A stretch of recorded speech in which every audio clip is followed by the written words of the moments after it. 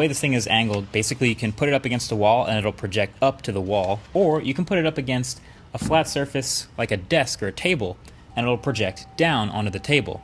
Once you do, it'll automatically sort of start to calibrate itself and sharpen it up, and once it's done, you have your projection. But here's the catch.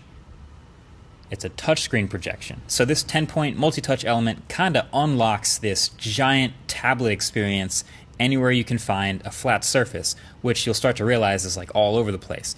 And it's actually a lot more responsive than I thought it would be. Maybe it's because I've tried some pretty garbage, gimmicky versions of this in the past, but this one is really good. Basically, the limitation is you still got to make sure you're not casting a shadow on the element you actually want to touch. So if you want to hit this button, for example, don't block the light from above it. You just got to come from the other side of the light and touch it, and it works perfectly. But once you get the hang of that, it's all green light.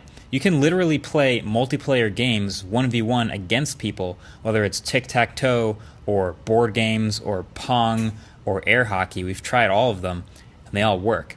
And on top of all that, it's got a built-in battery, so the thing's pretty portable, so you don't have to find a plug everywhere you go. You can be on a train, basically, and just plop this thing down and start using it like a tablet. So now you can basically turn any surface into a giant gaming controller without the need of a phone or a tablet. I'm sure you've played Pong before, but you've probably never played it on your kitchen counter or on a table. And then in the OS, there's some other dedicated AI integrated apps they've built with different themes. For example, there's an education feature where you can use physical objects, like actual plastic letters, to teach spelling because it uses image recognition from the cameras to tell if you've spelled something right or wrong.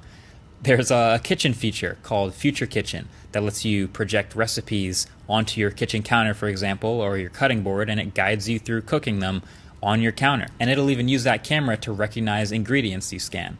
There's also even a fitness app where in one direction it points the workout program video onto the wall, and then on the other side is the camera facing you, and it helps correct your form and count your reps and track your body. So really interesting stuff that's been benefiting from the AI engine.